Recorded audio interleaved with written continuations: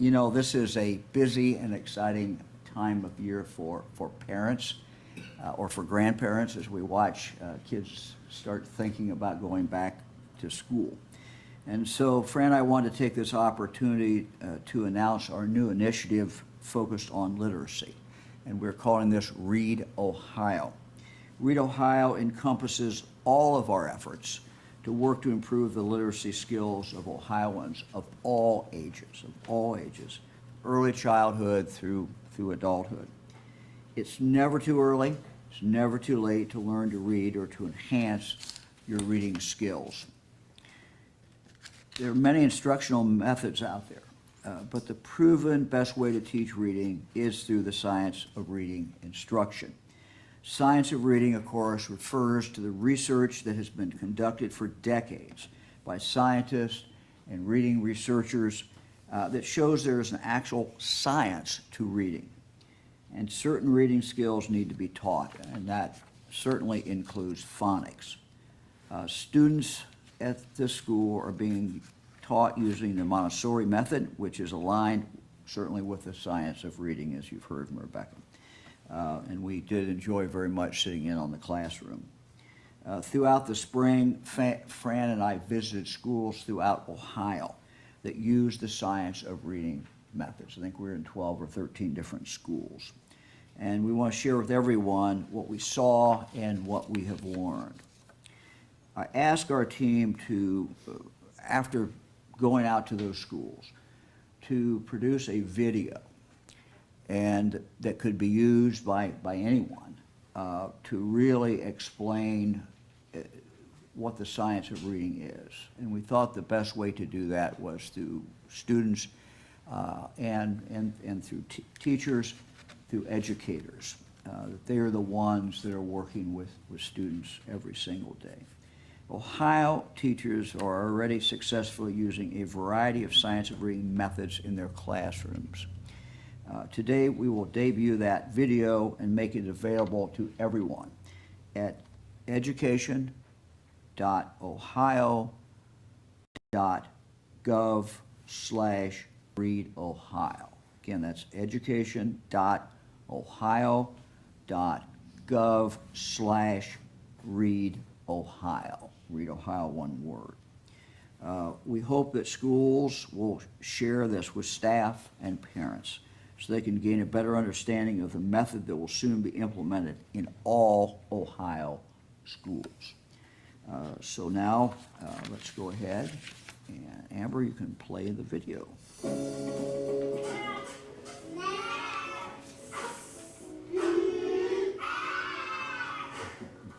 I see a lot of growth when I look out at them.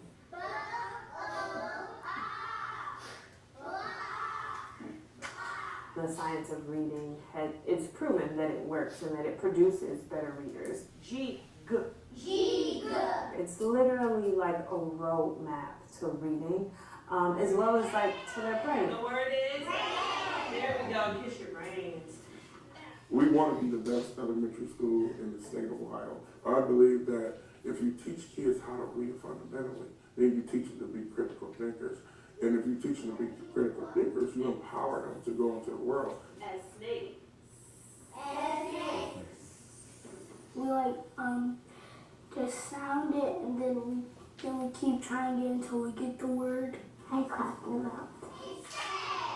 It makes it easier for me to understand. Easier because there is actual brain science involved in the science of reading methods. Different parts of the brain work in unison systematically when you see a word or hear a word. When someone is learning to read, pathways in the brain must be built. Science shows that when readers read, the brain activates letter recognition with the sounds that letters make to the meaning of the word. Explicit instruction helps to build these pathways. Through instructional strategies that are based on the science of reading, we're able to help kids make those connections. Dr. Dottie Erb, a prior skeptic, now embraces science of reading methods, which have been infused into teaching future teachers at Marietta College. It is immoral to ignore what science tells us that will inform the way that we teach reading. This is a game changer. The science of reading refers to 50 years worth of research from around the world about the brain, how proficient reading and writing develop, why some kids have difficulty, and how to assess, teach, and improve outcomes. Dr. Melissa Weber-Mayer, the Ohio Department of Education's literacy chief, explains that the science-based teaching includes 5 key skills. They are phonemic awareness, which is the sounds that we hear. It is phonics, which is connecting sounds and letters, so identifying letters, but also knowing all of the sounds that those letters make, because letters make more than one sound. It is the amount of vocabulary that we know and are exposed to. It is fluency, and fluency in how fast can I decode a word and how accurately can I decode the word. And then comprehension, which is, do I bring meaning to what I'm reading? So part of what's happening in your brain is, as you're being taught in this explicit, systematic, sequential way, your brain is putting this into your working memory so you can apply this later when you come to words that you don't know. Dr. Weber-Mayer believes the move to science of reading instruction, which only some Ohio schools have made, is urgent. 40% of Ohio's 3rd graders are not proficient readers. It is urgent, which is why, in places like Cincinnati, Dayton, and Heath, Ohio Governor Mike DeWine and First Lady Fran DeWine are watching the science of reading instruction in action, while pushing for every Ohio student, K through 12, to receive this science-based, systematic approach. We know that reading proficiency dictates quality of life. We can make a huge difference in the lives of Ohio students. We saw nearly double a percentage in annual growth for their iReady assessments. It is absolutely worth the investment, and I would argue that it is the highest lever for improving student outcomes as it relates to early literacy. Sing, swing. What rhyme? We're usually separating words and making them and spelling them and just fun stuff like that. How do you feel, old friend? I love reading. I read almost every night. It gives me enough confidence to break down any word that I don't feel confident in. And be thinking, what does the word say now? And I'm proud that I have that much confidence because my teacher taught me how to gain it. The C makes the sound. It is so fun to see the light bulbs going off when students are listening, speaking, writing, using tactile activities. All parts of the brain are being activated. When my students first took the district diagnostic assessment, we had 61% of my 3rd graders below or well below grade level. Now we have 63% of students at or above grade level. It was not about poverty, it was not about students' home life, it was about what we can do, what is in our control in this building, what practices can we put in place to make sure that our kids are literate and that they can read. You tell me the whole word. Are you ready? Tap along with me. Our students in grades 3 through 5 engage in vocabulary instruction every single day, build background knowledge, learning the definitions, using it in sentences, talking with partners. It feels good to have our parents walk in during our literacy nights and say, hey, thank you for doing this. I can use this with my family at home or with my kids. 7F.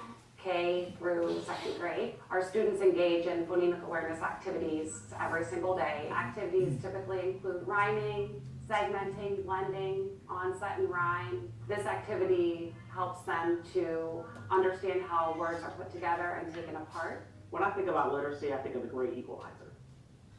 It's equity. It gives them access. T-U-C-K.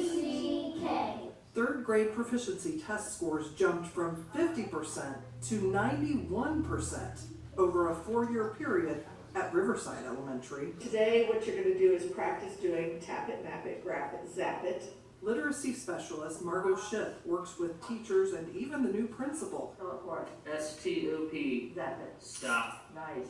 to support science of reading instruction. This district is willing to pay to have their teachers continue, the new teachers come in, so that everyone speaks the same language. From intervention specialist to the speech language pathologist, to the kindergarten teacher, to the 6th grade teacher, everyone can talk the same thing. At the beginning of the year, I was reading 6 words per minute. And today, I can read 101 words in a minute. early reading achievement has a multiplier effect, creating more and more opportunities, which is why teachers are passionate about the science of reading methods they are seeing transform students every single day. I want them to have the same chances that their other peers may have. I want to be a pharmacological scientist. I want to be a pediatrician. I want to be a realtor. I want to be a scientist. When they come to school, they should get what they need in order to be successful in this world. They deserve that as children. Good things are coming. It's a start to empowering every child to meet their potential and do what they can do.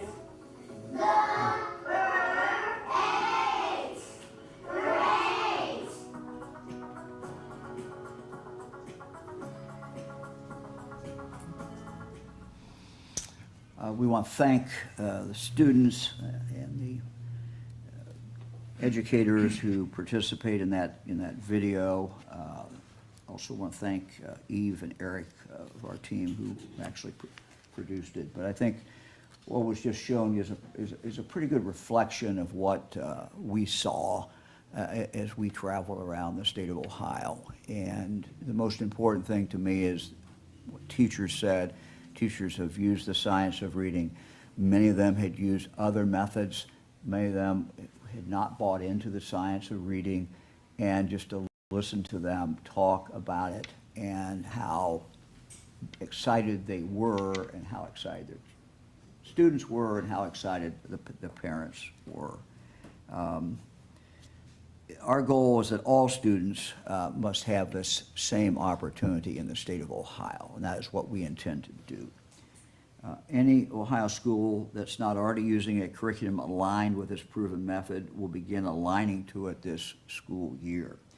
This change is a result of legislation that I asked the legislature to pass, and I also asked the legislature to provide money to make sure that this could in fact happen in every school in the state of Ohio. Through that budget, we received the backing of the General Assembly, Democrats, Republicans, to secure the funding to tackle Ohio's reading deficit. That funding will help do, and let me just go through some of the things that we'll do. Pay for the cost of high-quality instructional materials that are aligned with the science of reading for public schools that do not have them. 2, support teachers by funding professional development in the science of reading and covering the cost of stipends for teachers to participate in that instruction. 3, it will pay to provide additional literacy coaches to go into schools and districts most in need of support to help teachers implement best practices. Again, from what we have seen as we've traveled around the state, coaches are just vitally important in the area of literacy or in any, frankly, any other subject. Coaches for teachers to continue to re-emphasize the best practices that are available. For those children in Ohio who attend non-public schools, who attend independent schools, private schools, we have committed $26 million in federal COVID relief funds to pay for a range of education and support services, such as the training, literacy coaches needed to bring the science of reading to these classrooms as well. So every student in the state should have the ability to follow the science of reading and have the benefit of that. We want to make sure that no matter where a student goes to school, they have the best opportunity to learn to read. Today we're very excited to move ahead with what we're calling ReadOhio. As part of our new initiative, we're offering the following. 1, a free online toolkit with resources for school leaders to use to start or continue the conversation about the science of reading with faculty and families. We're also promoting Read It Again, which is a free digital resource for early childhood educators. The curriculum supplement developed by the Crane Center for Early Childhood Research and Policy at The Ohio State University is designed to build the literacy and language skills of infants, toddlers, and pre-K students so they arrive at kindergarten with the skills they need to learn to read. We encourage child care centers to take full advantage of this free learning opportunity.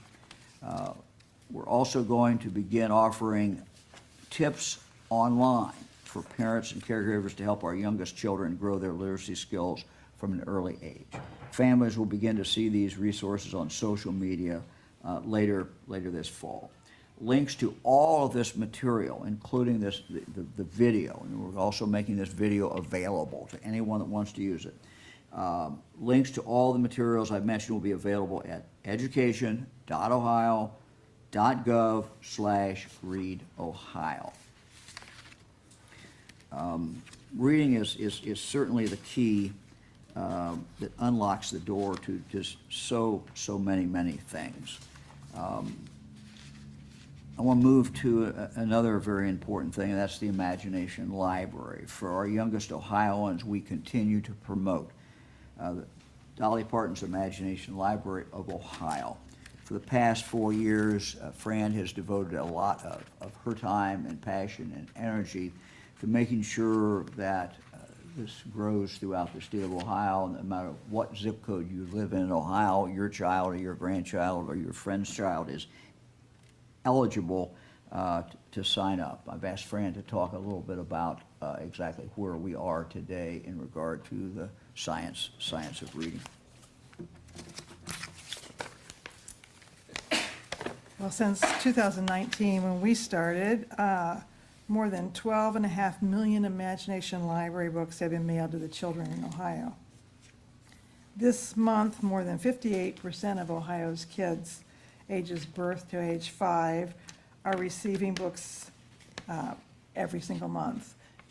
As I'm sure all of you know, I've said it so many times, I think everybody knows, but it's a free book every single month from a time a child is born until they turn 5 years old. So the book comes in the mail addressed to the child, and so it's a lot of fun just having it right there in their homes. So we're up to about 387, almost 388,000 kids now that are signed up statewide that get the books every single month, which just happens to be more than any other state. Recently, we've seen an uptick in the registrations. We had over 5,000 new registrations just last month alone. The Imagination Library is an excellent program to ensure that our youngest Ohioans have access to books, which is one of the biggest predictors of success as they grow. Dolly Parton's Imagination Library of Ohio focuses on putting more books in the homes of children under the age of 5, which is when critical cognitive development occurs. In fact, 90% of a child's brain is developed by the time the child turns 5 years old. So we want to make sure that every child enters kindergarten prepared and ready to leave. And I think just anecdotally, Mike and I, as we're out at county fairs and things, and we're walking around, and if, you know, Mike sort of, if he sees someone pushing a stroller and a couple kids in it, he'll go up and say, "Now, are your kids signed up?" But for the Imagination Library, and almost all the time, the families say yes, and then they tell us a great story about how they read together more, you know, how their bedtime has changed, all these things. I think it's not just the books that we're getting, we're changing parents too in the way they read to their kids and think about reading to their kids. So really in summary, we're all in about reading. We're going to continue to do everything that we can to push this out. Later on, we'll talk about what we're doing in our prisons, what we're doing in jails. Everybody needs to have this opportunity. Let me now introduce Interim Superintendent of Public Instruction, Chris Woolard, who will tell us more about how schools can prepare to implement the science of reading. Chris? Chris. Thank you. Thank you, Governor and First Lady DeWine. I am so excited to be here to talk about some of the resources that we have available through ReadOhio. So much energy at the beginning of the school year. I know my own kids are geared up. Many of you probably have kids that are getting up. My wife's first day was today, and there's just so much energy around the beginning of the school year. And so it's really imperative that we talk about these key resources and many of the new things that are happening in classrooms across the state. As the video pointed out, only about 60% of our third graders are reading proficient. We know through data that students who are not proficient readers are much less likely to hit any number of key markers of success, whether that's graduation or any other measures of sort of college and career readiness. That third grade proficiency is really, really key in making sure that students are prepared for what comes next in their educational experience. We know that many schools, and you saw some of them in the video, are already doing work and have instruction and materials aligned to the science of reading, but we must ensure that all Ohio classrooms and students have curriculum and instruction that is aligned to the science of reading. And so through the leadership of Governor DeWine and Lieutenant Governor Husted, as well with the partners at the General Assembly, we are committed to moving Ohio students forward. Decades of reading research has provided strong evidence for what it takes to have proficient readers in our classrooms. And through ReadOhio, we have many resources available now, as well as more information that's going to be available on the new requirements that the governor mentioned throughout the coming year. These include resources to support our youngest learners, birth through age 5, as well as students in kindergarten through grade 12. And again, many of these supports are available through right now. A few examples that I want to mention. The department's annual Literacy Academy on Demand provides short learning sessions from national experts on a variety of topics with tangible steps that educators can take right now in their classrooms, in their coaching sessions, in their team meetings to improve literacy instruction. There's already literacy specialists within Ohio's educational service centers and state support teams that are currently providing literacy support across the state. The investments in the recent budget bill are only going to bolster all this work. One of those things is an investment in literacy coaches. We've been out in classrooms and know the importance of having literacy coaches and supporting this work. The budget bill provides for 100 literacy coaches to be hired to support this work in schools and districts throughout the state, focused on the schools and districts with the lowest proficiency rates. We have 4 regional coordinators that have been hired in partnership with our educational service centers that are in the process of recruiting and hiring these literacy coaches, and we expect many of those to be in place and supporting schools and districts this fall. Today, we are pleased to announce more resources through a toolkit. Again, there's lots of resources. We've got sort of the handout, but again, as Governor DeWine mentioned, at the department's website, which is www.education.ohio.gov/ReadOhio, many resources available for educators, teachers, and families. This includes tips, for superintendents who are trying to understand the new requirements. And again, there are many schools out there that are already doing this important work, but there are many more schools and districts that are going to be implementing new requirements, and it's important that they understand what's out there and all the things that are available to them.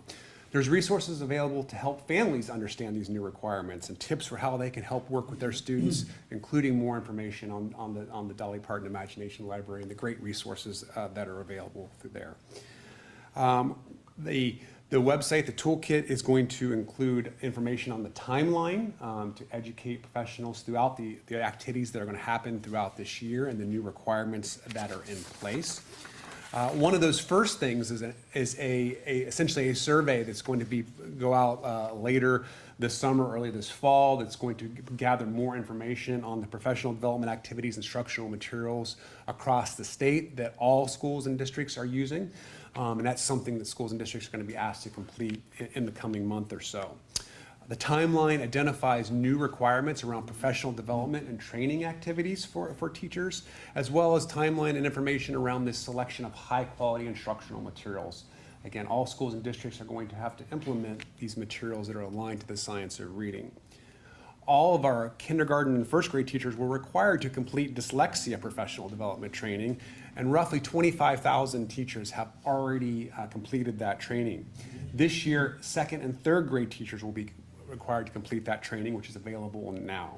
We will continue to add to the toolkit as more resources and more information becomes available, so continue to please keep checking back on that website. So along with Governor DeWine, Lieutenant Governor Husted, the department is very excited about the focus and commitment to raising literacy achievement for all learners. We look forward to working and supporting Ohio's districts, parents, and families to ensure that all students can be reading at grade level. Now I'll now turn it back over to the Thanks, Governor. Chris. Thank you very much. Thank you very much. Happy to take any questions. What does it take to become a literacy coach? What is a literacy coach? And can, someone who's retired, who's looking for a little job, is that something they can do, or is this something that you're really looking for certified teachers?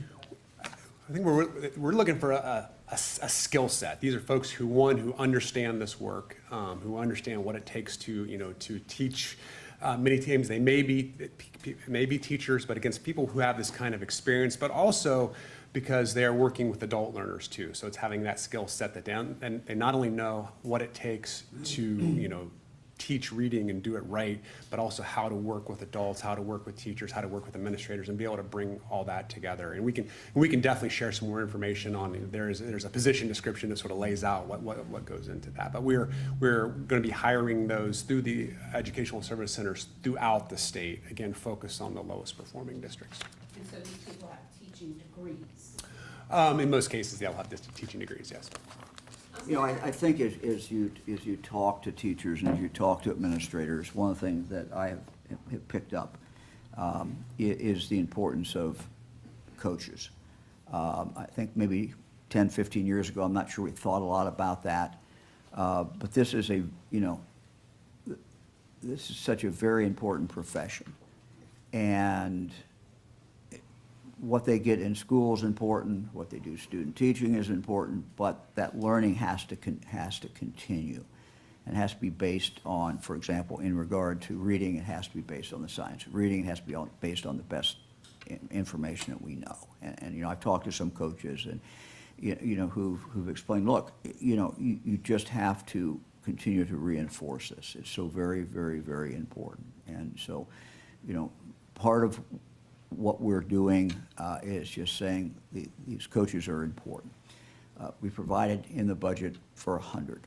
I don't know that 100 is enough, candidly. And we're going to have to watch this. We're going to monitor this. This is something I'm going to be personally involved in, particularly when you're dealing with coaches in anything, but coaches in particularly in regard to reading is just vitally important. And we're going to really focus on that. Governor, issue 1 failed this week. Why do you think that is? Let me see if we got any other questions on this, and I'll come right back. Okay. Any other questions on this, and then we'll go to other issues as we always do. On 1-3, how will you describe the feedback so far? Describe the feedback? Yeah, so far. Look, I think that the feedback has been good. I mean, first of all, when we made this presentation, when we first started talking about this in the state of the state, from that time forward, and including in the budget, we really got bipartisan support for the science of reading. It's had virtually no opposition. I think there is a consensus that certainly has evolved. As I said, as a former county prosecuting attorney, the jury's back. The jury's reached a verdict, and the verdict is the science of reading is really the way to go.